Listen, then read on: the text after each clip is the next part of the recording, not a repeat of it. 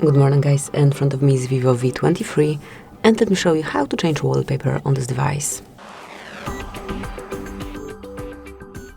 At first, open the settings, then find and select lock screen and wallpaper and click on wallpaper. Just click here, agree, allow. And now select the picture that you want to cover your screen with. You can use static wallpapers, live wallpapers, something from your photos, or you can download some picture if you want to.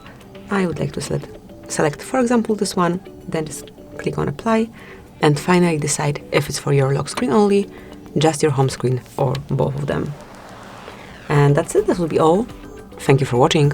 Please subscribe to our channel and leave the thumbs up.